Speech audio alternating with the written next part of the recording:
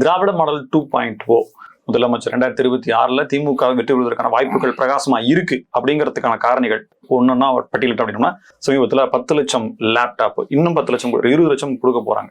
ரெண்டாவது 3000 ரூபாய் பொங்கல் பண்டிகைக்கு கொடுக்குறாங்க. மகளிருக்கு 1000 ரூபாய் வழங்கக்கூடிய உதவித்தொகை அப்படின்றது அது வெற்றிகரமா போயிட்டு இருக்கு. விடியல் பயணம் சொல்லவே வேணாம், எல்லாருமே அதனால பயனடைஞ்சிட்டு இருக்காங்க. இப்படி மாணவர்களுக்கு அப்படின்ற மாதிரி பல திட்டங்கள் நிறைய இருக்கு. ஸோ திராவிட மாடல் 2.0 சாத்தியமே அப்படின்னா நீங்க மறுக்கிறீங்களா? அவங்க ஆட்சிக்கு வராங்களா இல்லையா, திராவிட மாடல் 2.0 3.0 அதுல எனக்கு அக்கறை கிடையாது.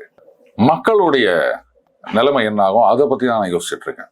வழக்கமா இந்த 2.0னாலே அது ஊத்திக்குதுன்றதை நம்ம பாக்குறோம். ஜனங்களை பொறுத்த வரைக்கும் மேபி படம் எடுத்தவங்களுக்கு ஒண்ணா அது நல்லா இருக்கலாம். நம்ம இந்திரன் 2.0, அதுக்கப்புறம் இந்தியனா அதெல்லாம் நம்மளை போட்டு அப்படியே ராவி தள்ளிட்டாங்க. ஞாபகம் இருக்கா? அதுலயும் அந்த எந்திரன் 2.0 மாதிரி ஒரு படம், ஆண்டவா ஐயோ ஏன்டா இப்படி போட்டு சாவடிக்கிறீங்கன்னு மக்கள் கதறின்னு வந்தாங்க. அந்த மாதிரி ஆயிடக்கூடாது. ஏன்னா இப்ப இந்த TAPS ஒண்ணு கொண்டு வந்துக்கிறாங்க. அதுக்கு 11,000 கோடி நாங்க கார்பஸ் கொடுக்க போறோம்னு சொல்லியிருக்காங்க.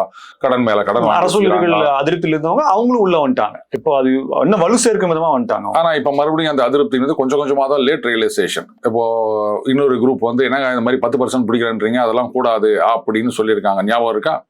அதை நீங்க கவனிச்சிக்கணும். Ultimately at the end of the day நாங்க பென்ஷன் கொடுக்குறேன்னு சொல்லிட்டு சம்பளத்துல நீங்க 2,000 ரூபாய் 3,000 ரூபாய் கம்மியா கொண்டு வரீங்களேன்னு வீட்டுல கேட்டா என்ன பதில் சொல்றீங்க? ஒருத்தர் 30,000 ரூபாய் வாங்குறாருன்னு வச்சுக்கோங்களேன், அதுவும் பே பிளஸ் டிஏவா, பேசிக் மட்டும் கிடையாது.